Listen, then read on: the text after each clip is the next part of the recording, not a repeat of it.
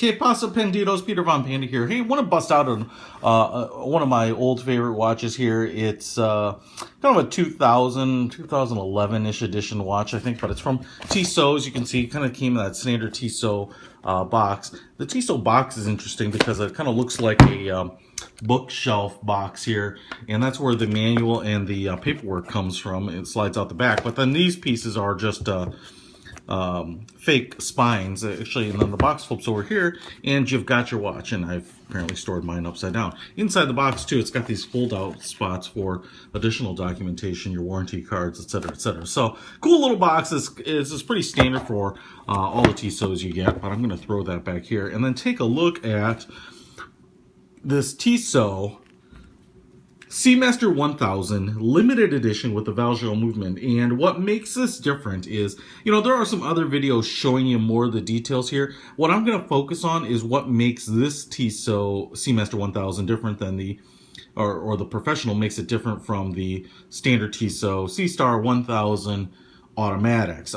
Very similar, and even though I'm an owner of this limited edition watch, it's actually fairly difficult to point out or to identify the limited editions from the non-limited editions. I'm going to use my little iPad stylus here to point some stuff out. First of all, commentary about the watch and designers in general. I picked up some pictures from Darby Jean Barber's a car designer. Cool pictures, and one of the things I was thinking about and what got me to bring out this watch again is that designers really like designing watches that are, or watches, cars, buildings, whatever, without any constraints. They really like to make them a really beautiful, and then what ends up happening is the accountants and the bean counters come in and kind of strip out some of the little details that don't really change the aesthetic too much, but reduce the cost. So what I have a feeling is one of two things happened. Designers designed this particular watch, and then Tissot bean counters kind of made the Seastar 1000 automatic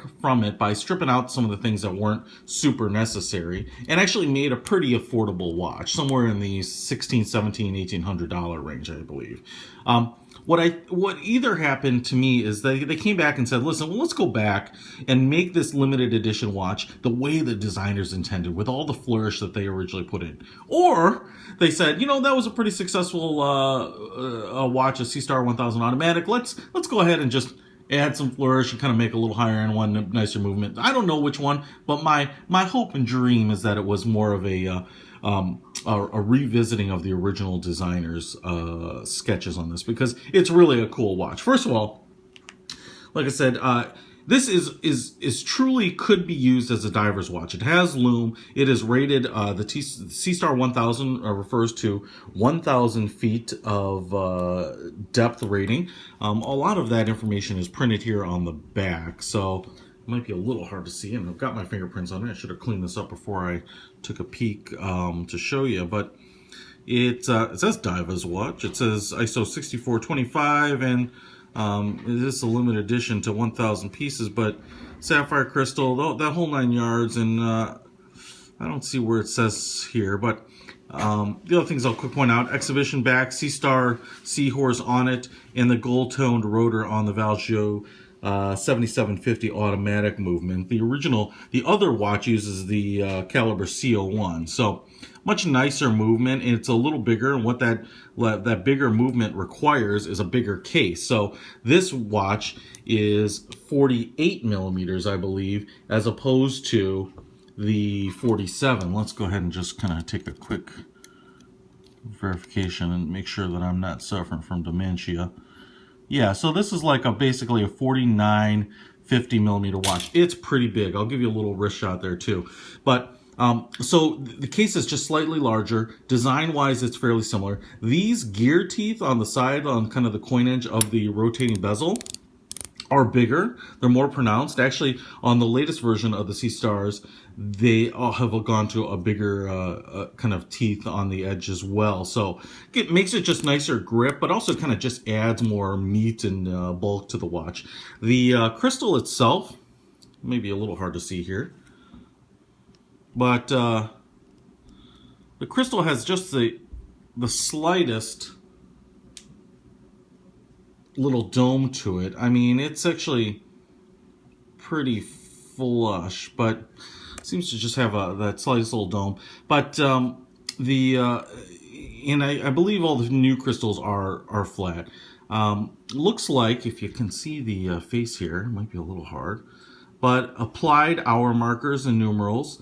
The that outer ring inside the face is angled and has minute markings, which is cool. And then the outer portion of this inner dial, the very outer 1/3, basically has a guilloche, kind of a vinyl record texture to it. It might be a little hard to see, kind of bobbling around there, but that's different than the other Seastars, which are either just flat, but they're stamped to have a little bit of depth change there. But that's kind of nice that there's even some more detail there. The other thing that's different is the subdials here. So this, you can see, is the running seconds hand, which is kind of cool. And then these pieces are the chronograph. The other thing that's interesting here is that the hands, which have loom, are very wide, kind of like an aviation style watch on other divers' watches, but they have this little they kind of have this little tight waist here where they meet the fulcrum. So they actually look like they're kind of attached to the end. That there's a weak spot there. Doesn't bother me, but it kind of bothers me. But you know, it's kind of cool. And then on the chronograph hand here, kind of in this baby blue with a Tissot T on the end. To be honest, these hands that are blue, and obviously this chronograph timer hand, I would have preferred something other than this really light blue, maybe an orange or a red or a yellow, to be honest, something a little more, I don't know, bold. The blue, like I said, it doesn't annoy me, but it's kind of takes what's a really bulky, kind of in-your-face, bold watch and kind of tones it down there, which, you know, you might actually like. The other thing here is it says professional. That's one way to know that that you're looking at this limited edition watch. But then the real easy way to determine whether it is a limited edition with the Valjoux movement or not is the fact that both watches have the date, but only this watch is the only one that has the day on it. So it's a quick way when I'm looking around and I see people with the same watch and I'm like, oh, they've got the same one. Oh, they're missing the day. I know that's a little bit, that's just kind of the standard model. It has these sleeves which screw down around the chronograph pushers on the top and the bottom. I don't think they do much for water resistance, but they keep you from starting and stopping that chronograph. They're pretty easy to unscrew. If I hit this, you can start the chronograph. Top is stop, and the bottom is a flyback to noon for the reset. The screw down crown here on the side is goes in there pretty tight, as you'd expect for a true diver's watch. Takes a couple of rotations to get it out for sure, and then you can wind the movement up yourself here, pull it out to set the time. The date is the first position, and then time is the second. So that's pretty cool. And let me push that back in there. I've noticed that it's got a pretty long power reserve. I can't tell you right off the top of my head what it is, but I'm also going to throw the watch here on my wrist. It's got this nice thick rubber strap. It's actually very pliable. It's very similar to the strap feel on the Citizen Ultracron that I showed you, which is called liquid rubber. It's just you know, it's soft, it moves. I hate when the straps are really hard and plasticky, and you know what I'm talking about, especially on cheaper watches. They tend to be more like a cut piece of plastic than kind of a soft molded piece of rubber. Looks good. You know, I've got a pretty standard wrist at about 7.5 inches. This is maybe wearing down a little closer to my wrist than I put it, but there, pushing it back a little bit. You know, 49 millimeters. I have 50 millimeter watches. I usually don't go much bigger than that, but this is pretty perfect, especially for a diver's watch that is going to be kind of a bulky sport looking watch. You don't want them to be all that timid. The clasp at the end also has Tissot engraved and then enameled in it. The other thing I want to show you, what was kind of the selling point for me on this watch, to be really honest, is this case. So the case is pretty thick. Let me see if I can give you a number. 19 millimeters thick, 18 or 19 millimeters thick. And what really sold me on this was the fact that You know, it's got the diver's credentials. There's a helium release valve here. The one of the things that's really cool is it's flush basically with the rest of the case, but I just really liked the detail between the brushed finish and the polished finish on the case. It's reflected here on the other side, which is a little harder to see. You can see the Tissot T on the crown here, but you can see that they basically mimic that same design here. But when you have a case that's really thick and large like this, a lot of watch companies tend to not do anything with them. They just, you know, I like Tag Heuer started engraving their name, Tag Heuer, on the side and doing some things, but you have all this real estate. When you just leave it plain, it just kind of makes it look like a big chunk of metal. But when you do anything on it and you kind of break up the size and the shape, it just really adds another level of, you know, sophistication to a watch that you don't see on a lot of watches. I have some other watches, and the cases are just polished. They show a lot of fingerprints, or they show scratches very easily, or they're just a solid block of brushed stainless steel. And again, to each his own, but I like when they do something here. Helium valve engraved on there. Obviously that does nothing except tell you what it is, and if you're a diver you know what that is. But I really like the fact that they did some extra work here. The bezel is interesting too. It's going to be maybe a little hard to see, but it's got the black portion of the bezel, this kind of enameled portion, is basically like milled or cast, and is a little like a millimeter lower than the numerals and the edge of it. So it kind of just sits in there.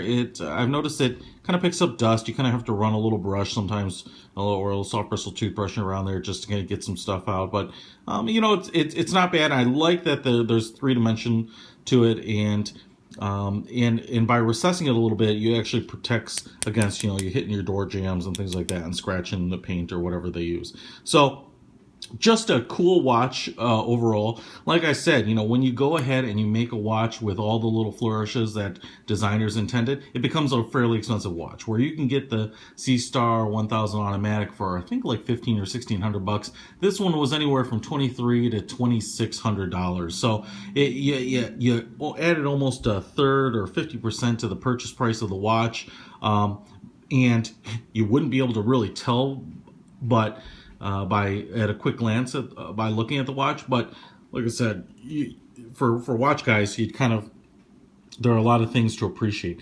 The last thing I'll throw out there is that this is the only Tissot watch I have. You know, Tissot is kind of what I'd call maybe a near luxury brand. It's kind of like getting a 3 Series BMW. You know, you get a well-known quality brand, but Tissot really kind of flourishes in that $500 to $600 range. They make a lot of watches that are kind of moto and speed inspired.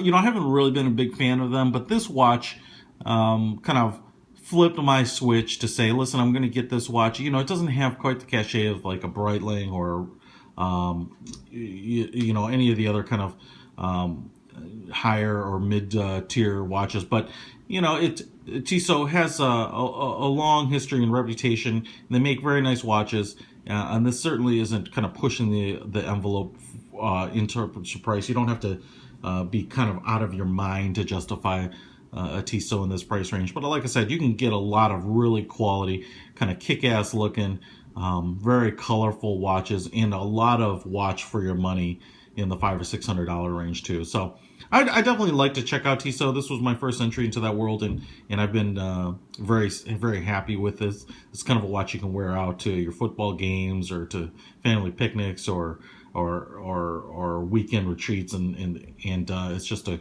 cool looking durable watch. So Peter Von Panda with the Tissot Seastar 1000 Professional Limited Edition watch, Valjoux 7750, out.